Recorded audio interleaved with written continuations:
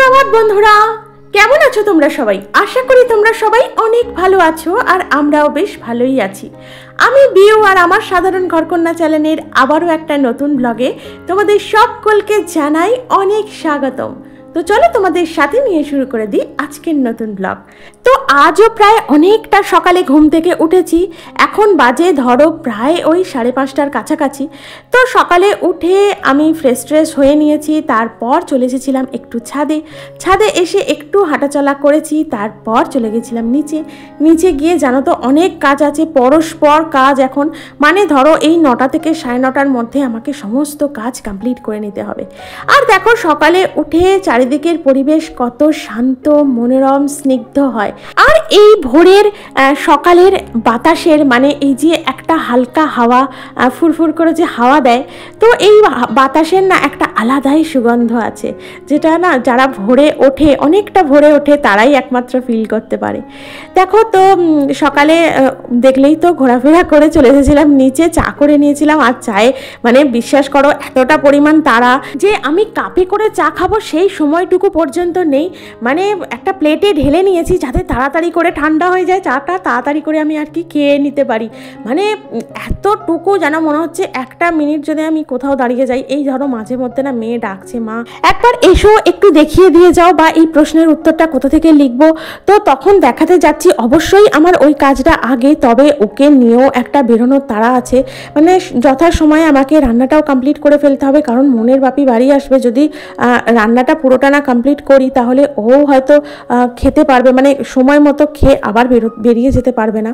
তো সমস্ত দিকে মনে করো সকালবেলা ঘুম থেকে যেমনি চোখটা খুললাম, মানে সমস্ত কাজ একের পর এক যেন মাথার মধ্যে সিঁড়ির মতো সাজানো হয়ে যায় আপনা থেকেই, জানো তো। আর এটা শুধু আমার নয়, আমার মতো যত হাউস ওয়াইফ আছে সমস্ত মানে হাউস ওয়াইফদেরই আমার মনে হয় এই জিনিসটা হয়।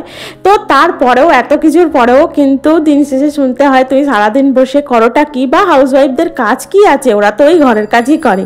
তো এই সমস্ত কথাগুলো শোনার পর তখন মানে কিছু বলার থাকে না তাকে, মানে মনে মনে হাসতে থাকি আমি।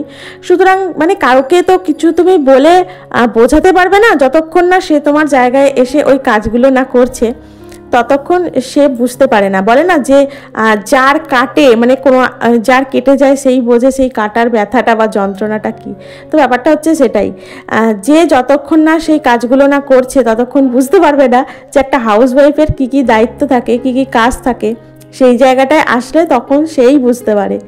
তো দেখো এদিকে সমস্ত ঘরের বিছানাটা মানে এই ঘরে ও ঘরের সমস্ত বিছানাটা গুছিয়ে দিয়েছি, ওপরে ঘরটা ঝাড় দিয়ে এসেছি, এসে এবারে এই দুটো ঘর ঝাড় দিয়ে নিয়েছি। আর মন তো এখন পড়ছে ওই ঘরে আমি ওই ক্যামেরা নিয়ে গিয়ে একদম ওকে ডিস্টার্ব করি না, কারণ পড়াতে কি হয় বলো তো, মনোসংযোগটা নষ্ট হয়ে যাচ্ছে। যাই হোক, হয়েই গেল, আজকেই লাস্ট পরীক্ষা।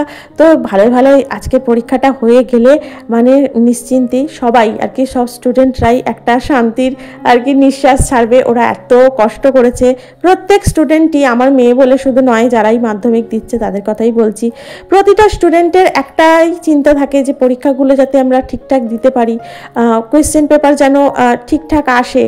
তো সেটাই একটা চিন্তা থাকে। এগুলো তো সববার হয়, আমাদের ক্ষেত্রেও তাই হয়েছিল।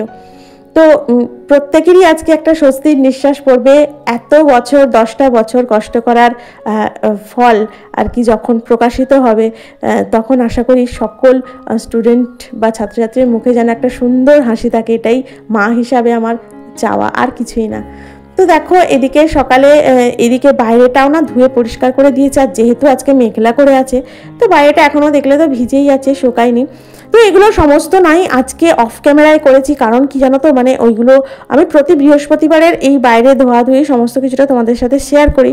আজকে করতে পারলাম না এই কারণেই যেন প্রচণ্ড তাড়াতাড়ি, মানে বলি না যে 9টা 9:30টার মধ্যে আমাকে সমস্ত কিছু কমপ্লিট করে ফেলতে হয় ঘরের যাবতীয় কাজ। আর আমার ঘরদোরগুলো একদম মোটেই দেখতে কেমন লাগে জানি না, তবে অনেকটা বড়, জানো তো, অনেকটা বড় জায়গা নিয়ে। তো সেগুলো মোছামুছি করতে, পরিষ্কার করতে তো অনেকটা টাইম চলে যায়। বলছিলাম মাঝে মধ্যে না ভাবতেও অবাক লাগে, জানো তো, যে আমি একটার সময় মাকে কত কিছুই না বলতাম, কত কিছুই অর্ডার করতাম, মা এই রান্নাটা করো, কেন এটা করেছো জানো তুমি, আমি এটা খাই না, তুমি আমাকে এই জিনিসটা করে দাও, আমি খাই না, ওরা খায়, ওরা খাক, তুমি আমার জন্য আলাদা করে এটা করে দাও। তো তখন মায়ের কাছে কত আবদার করেছি। এখন আমার মেয়ে এসে আমার কাছে সেই আবদারটা করে, কিন্তু এক একটা সময় না আমি ওর ওপরে রেগে যাই যখন রেগে যাই তখন ওই আমার নিজের কথাটা চিন্তা করি যে আমিও তো মাকে এভাবে জ্বালাতন করেছি, হয়তো সবার জন্য এক রান্না করেছে কিন্তু আমি এই জিনিসটা খাবো না, আবার মাকে বলেছি মা আমি এটা খাবো না, তুমি আমার জন্য একটু আলু ভাজা করে দাও বা অন্য একটা কিছু করে দাও। তো মা অবশ্যই করে দিয়েছে। তো সেই সময় তো এখন এসে আমি এই যে মায়ের জায়গাটা, মা হয়তো সেই সময় আমার এই জায়গাটায় ছিল, আমি এখন মায়ের সেই জায়গাটায় পৌঁছেছি। মা সেই টাইমে আমরা যখন বায়না করতাম মায়ের কাছে, আমরা 3 ভাই বোনই, তো এখন আমি ভাবছি যে আজকে আমি এই জায়গাটায় এসেছি বলে বুঝতে পারছি যে আমার মা সেই টাইমে কতটা পরিশ্রম করেছে, কতটা কষ্ট করেছে। তো সেটাই, যে যতক্ষণ না সেই জায়গাটায় না আসতে পারে না তখন বুঝতে পারে না। তো দেখো আজকে না পুজোটা আমি করব না, আজকে করবে মা, তো একটু প্রবলেম আছে, তাই সেই কারণে মাই এখন কটা দিন পুজো সেরে নেবে।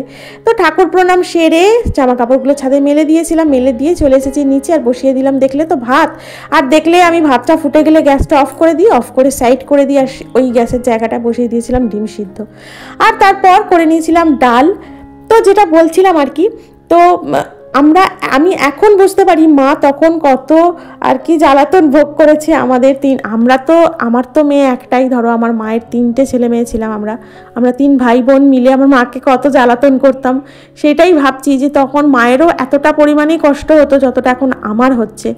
যে কোনো কারণে বড় যে সংসারের সমস্ত কাজ সামলানোর পর আবার মেয়ে যখন বলবে মা আমি এটা খাবো না ওটা খাবো না, তখন রেগে যাই, মাঝে মধ্যে তো করে দিই, কিন্তু তারপর যখন রেগে যাওয়ার পর আবার সেই কথা মনে পড়ে যে আমরাও তো মাকে এরকমভাবে জ্বালাতন করতাম আর কি 3 জনে।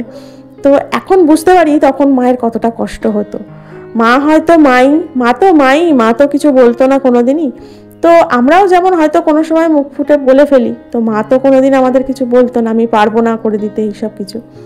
তো সেটা এখন বুঝতে পারি যে সেই টাইমে মায়ের কত কষ্ট হতো। এটাই আমি বলতে চাইছি যে যতক্ষণ না সেই জায়গাটায় এসে না পৌঁছায় ততক্ষণ সে বুঝতে পারে না যে ওই জায়গাটায় থেকে সে কি কাজ করছে আর তার কতটা পরিমাণ কষ্ট হচ্ছে, কতটা পরিমাণ তাকে দায়িত্ব সামলাতে হচ্ছে।